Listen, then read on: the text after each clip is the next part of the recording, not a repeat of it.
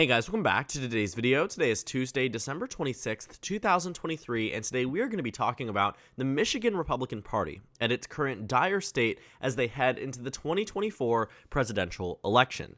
Now, this is an article from CNN that was released just 2 days ago that calls the Michigan GOP an incompetent dumpster fire. Now, this is not a quote taken from a CNN reporter or somebody who is unaffiliated with the party. This is coming from party officials and members who have attended Michigan GOP events over the past 3 years who have seen it fall into a state of financial turmoil and infighting that has resulted in numerous losses across state legislative races, governor races, potentially upcoming Senate races, numerous House races, and of course, potentially the upcoming presidential election. Now, this article is quite extensive. They go deep into the issues that the Michigan GOP is facing, so I'm going to briefly summarize it so we can get through this and talk about the implications of it for 2024. So long story short, there was a Michigan GOP leadership conference, one that was held just recently, which only one Republican candidate decided to show up, that being Vivek Ramaswamy. No other Republicans returned with a yes on the invite there. Now, the speakers across this were Carrie Lake, British rappers, conservative speakers, and actors, but nobody of substance for the Michigan GOP, contrary to years past where they had pretty notable speakers across this state. There also seemed to be numerous issues where there were a bunch of different fights within the Michigan GOP leading up to this. Christina Caramo, who has been the Republican chair of this state since 2020, has been seeing a lot of criticism from members of her party due to a number of factors that have led to these infighting, including a leaked spreadsheet list where they found party volunteers and labeled them to be either patriots or rhinos. There were so many different things within the state GOP to a point where now they are around over $600,000 in debt and have only reportedly made a net income of $71,000 from March to November of this year. So you have the Michigan GOP in a very, very poor state financially speaking, not in the best state electability speaking, given the past 3 years. And now there are calls to remove Christina Caramo across state leadership, but it doesn't seem to be enough. And so right now what we see with the Michigan GOP is that they are in a state of disarray. But this state of disarray was promptly started the moment that Christina Caramo began her speakership.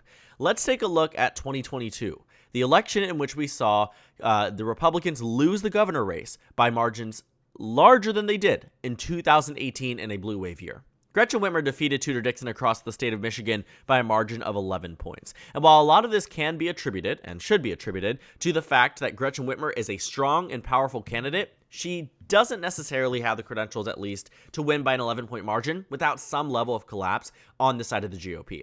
Yes, she is very electable, and yes, she had a strong display of support in 2018. But 2022, we know, was different. The margin here should have been closer had this been a traditional election. I think Gretchen Whitmer still would have won even had this been a red wave year, but the way in which Tudor Dixon ended up becoming the nominee in the first place is very fascinating. And it has to do with the fact that the Michigan GOP simply could not even vet their candidates back in 2022. The 5 top leading Republicans, I kid you not, all 5 of these candidates were in the top 5 when it came down to polling, including the frontrunner, James Craig, who was set potentially to win the primary and potentially win over the Trump endorsement, was blocked by the Michigan Board of Elections from being on the ballot alongside 4 other candidates because they falsified signatures. They outsourced their signature their signature capturing process, the groups of people that go around the state and try to get a significant number of signatures to get on the GOP ballot. You found here that these 5 GOP candidates outsourced to the wrong people who actually committed fraud. And as a result, because they committed the fraud, the Michigan Board of Elections decided that they would not be able to be on the ballot because of this. And so it caused a lot of controversy. It went all the way up to the Michigan Supreme Court. They stayed the decision, and ultimately these GOP candidates were blocked from being on the ballot. So you found that the Michigan GOP from the start in 2022 was at a bad point. They didn't have candidates who were able to do these things on their own, and as a result, the Michigan GOP collapsed. And so they scrambled to find a candidate last minute. Donald Trump impacted the race by endorsing Tudor Dixon. It looked like for a while they were going to go with another Republican who actually was under FBI investigation with a possibility of being jailed. He became the frontrunner after everybody was disqualified, but Donald Trump levied his own influence on the state and allowed Tudor Dixon to win that nomination through his endorsement. But as a result, the Michigan GOP was in a pretty poor point. And it wasn't just that. I mean, it wasn't just the disqualification. It was a number of things too. 2022. This is an article from June of 2022, right before the 2022 midterms. We have seen different situations in which people are in bad positions with their statewide party and then 6 months later lose an election. We are a year out from the 2024 election, and we see no sign of improvement from 2022. Kristina Karamo was the GOP chair under this election in 2021 and will be going into 2024. She is probably the last person that the Michigan GOP should be wanting running their party, given the poor track record that we have seen over the past 3 years, but that's up for them to decide.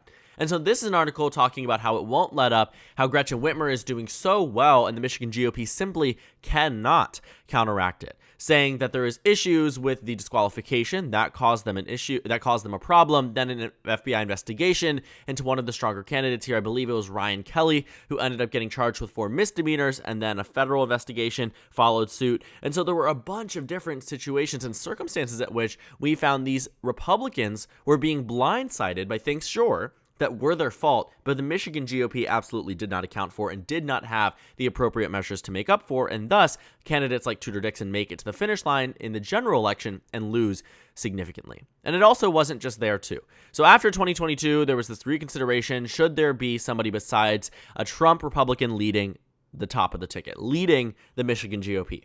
For a bit of context, Kristina Karamo rose to power because she claimed to have witnessed 2020 election fraud and captured in the more further right members of the party, enough to usher in her victory as the statewide GOP chair.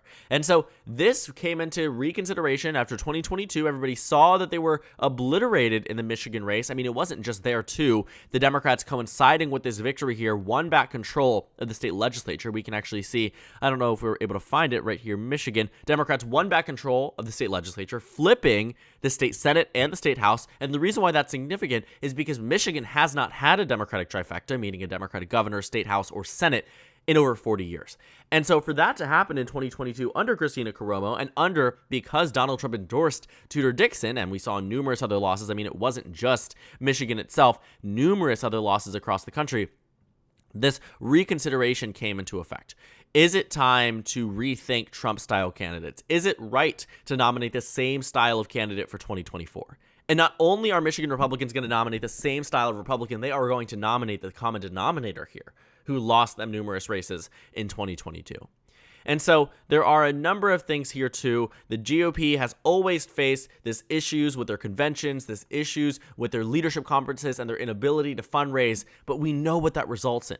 Republican losses, as we just saw in the Michigan governor's race, the Michigan State Senate races, the Michigan State House races, the House races too in Michigan that we can actually take a look at, thankfully, because we're looking at the New York Times website. Michigan had a bunch of competitive races. Let's go ahead and zoom in here because actually, why don't we just go through the toss-up column and look at the states that capture in Michigan. Michigan's 7th district, Lisa Slotkin wins by 6 points. Get this too. You take a look at Michigan's 3rd, Michigan's 8th. These are ones the Democrats were expected to win narrowly. 10 and 13-point margins are not narrow. They are not narrow by any metric. Even some of the districts over here, like California's 21st and California's 31st, that one's not actually a fair example, but the 21st, and I believe there's another one that was closer than it should have been. The Florida's 23rd, much closer than expected to win easily, but Democrats did very well across the state of Michigan. You can even see here in Michigan's 10th, a district that they were supposed to lose. The Republicans were supposed to win narrowly. Keep in mind, the narrow for Democrats means 13 points. The narrow for Republicans, evidently, means 0.49%. And so there is very good reason to assume the GOP was not in a good state in 2022. And imagine this.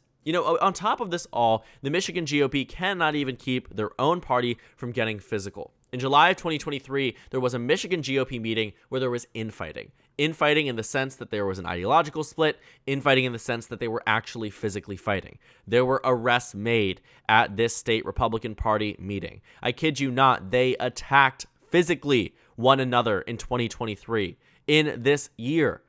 I'm not even going to entertain this further than just covering this, because I think this is a display of the current state of the Michigan GOP. So fast forward to a year from now. Why is Michigan also important? Well, Michigan, believe it or not, could be a state that determines the presidency. And if not, if goes to the Democrats, makes Joe Biden's chances of re-election significantly higher. If Donald Trump wins Michigan in this type of map, and I think this type of map is not super unreasonable. My reasoning behind this, I don't think is going to be the likeliest map, but if I was to explain it to you, I would have you take a look at it from this perspective. Arizona has an abortion referendum that's on the ballot. Democrats are likely going to utilize that to win across the state. They will drive up turnout, especially amongst minority and women communities that do back them on this issue, and especially sway over some voters that are white suburban voters that might have voted for Romney, McCain, held their nose and voted for Trump, then voted for Biden, but now are iffy again that will now vote for Biden again. Arizona voted blue in 2020. It could vote blue again in 2024. Nevada, Colorado, New Mexico, history tells us those will stay blue. Minnesota, Virginia, Hillary Clinton states, New Hampshire as well. Let me go ahead and characterize Maine second here as a Trump district. Here we are. A circumstance where Donald Trump wins North Carolina, Florida, Ohio, Iowa. Joe Biden wins Pennsylvania. They do an extensive outreach effort there with Philadelphia. You see 2022 election results. The governor's race there was a 15-point margin for Josh Shapiro. The Senate race there was a 5-point margin for John Fetterman. Pennsylvania realistically could go blue. Wisconsin was the closest state in 2020 for Joe Biden besides Arizona and Georgia. The closest Rust Belt state, decided by 0.6%, get this, in 2016, was the largest state out of Wisconsin, Michigan, and Pennsylvania that voted for Donald Trump in 2016. And so looking at states like Wisconsin, it's reasonable to think that Donald Trump could very well win Wisconsin. Okay, so now we're down to Michigan. This is the state the Democrats did quite well in 2022. So why does it matter? Well, because you have the same state level leadership that is leading the GOP that led them into a major loss in 2022, leading them into 2024. Chances are Democrats are going to win the state of Michigan. And in a circumstance like this, where every single electoral vote matters, and I'm telling you, 2024 is going to be close. This is not going to be some type of blowout election unless there is a major development in the criminal proceedings around President Donald Trump, or on the flip side, Joe Biden collapses in terms of support nationwide. You would find maybe Donald Trump doing better, but it's more likely the first scenario happens than the second. But right now, there is a circumstance in which Michigan could be a defining factor. Or maybe if Michigan isn't a defining factor and a state like Pennsylvania is, Democrats winning Pennsylvania because they have Michigan puts them over the top. So you start to see how it fits into a very important piece of the puzzle for both Democrats and Republicans, because if Republicans are winning Michigan, chances are they probably could also win states like Pennsylvania. But I'm telling you this now. Michigan will be a very contested state, and there is no doubt in my mind that Donald Trump will spend millions upon millions of dollars to win the state. But the problem is fundamental. The Democratic Party has significant support across the state because they did something right in 2022. They were able to flip numerous legislative districts, House districts. They were able to flip a bunch of races that came down even to county commissioner spots, where it gave Democrats more of a ground game and more of a stake in communities that they otherwise didn't have. What Democrats also did in 2022 was win despite a reversion in support amongst minority communities in some parts of the state. You look at the Detroit region and you look at the voting groups there, Democrats didn't do as well amongst minority voters as they did in 2020, or quite frankly, as 2016. And so that's something Democrats are going to have to combat in 2024, but Democrats have won in the state of Michigan without minority support. Gretchen Whitmer had an 11-point margin, and the reason for that largely has to do with the fact that the statewide GOP was in a complete state of disarray, and get this, they are again in a complete state of disarray. You have your own party members regretting electing you to this very own position. There are members within the statewide GOP who say they would have never campaigned for Christina Cuomo had they known this been the outcome or impact of their statewide party. The Michigan Republican Party went from being one of the most promising parties in the entire country, flipping a state that had not been won by a Republican since 1988. In 2016, with a candidate everybody said was the least electable Republican in a generation. And so for the Michigan GOP to have done that alongside Donald Trump, they wanted to ride that into 2018, lost. Okay, let's try again in 2020. Let's rev up the engine, lost. 2022, here we go. We have a new slate of candidates, a new set of people, a new GOP chair, lost. And so you look at 2024, and to think that they are going to go into 2024 and win, I'm not hopeful. I don't think that's our reality, because I think the Michigan GOP at this point in time is in a very, very dire state. And I don't imagine between now and 2024 that it turns itself around fast enough or strong enough that Michigan ends up being a red state.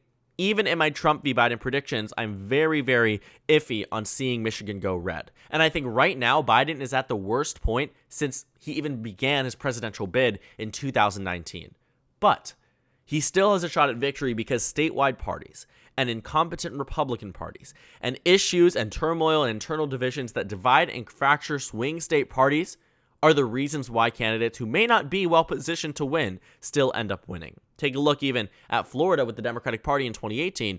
You have to ask, a number of factors are the reason Rick Scott won, but when the Democratic Party didn't run any ads in the Senate race in Spanish until the final 2 months of the campaign, and you're wondering, where's our reversion in support coming from? Well, it comes from the fact that outreach isn't being made, and then, debacles in terms of branding and discussion of Latinx or Latino. This is a very unique case to Florida, but it matters.